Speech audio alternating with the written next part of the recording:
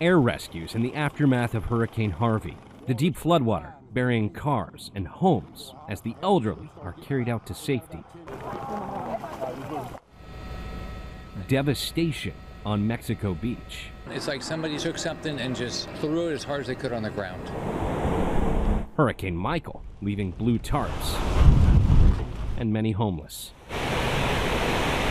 Matthew. Florence. These images fresh in mind as another hurricane season begins. The National Hurricane Center already advising, be prepared. The preparedness shouldn't change whether you have a lot of hurricanes or not very many. 1992 with Hurricane Andrew, hardly had any storms, but had a Category 5 in Florida. In South Florida, memories of 1992's Hurricane Andrew are still strong in Homestead. We were at home and we heard him coming, and we went out in the yard and watched. A storm so traumatic for Karen Grunwell, it feels like yesterday. People got killed, and so it was just kind of like you were in a war zone, and everything was decimated. 27 years later, there are many overgrown and abandoned lots like this one. The storm stunted Homestead's growth in the 1990s, but it surged back in the 2000s after farmers sold their land to housing developers.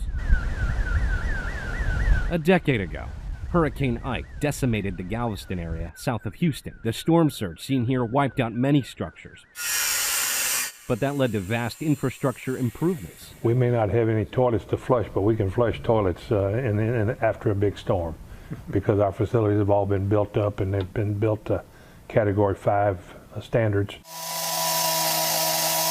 It's a different story in Nichols, South Carolina, where homeowners are still recovering from multiple floods. Hurricane Matthew in 2016 and Hurricane Florence in 2018 pushed many out. We back. Thomas Lee managed to persevere, refusing to leave his hometown of 70 years. No use in running. If you're able to rebuild and you got the strength and knowledge to rebuild, try it again.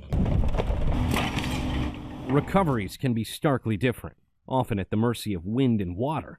This year, the National Hurricane Center is doubling down on the dangers of storm surge and working to get more advanced warnings out to the public. You go back historically, looking at hurricanes, 90% of the fatalities have been because of water. When we close our eyes, we generally see the wind, but we need to start seeing the water because it's the water in tropical systems that's actually killing people and hurting us. For some communities, the devastation remains an open wound. Even years later, many towns still bear the scars as we enter another hurricane season. Joshua Plogel, The Associated Press.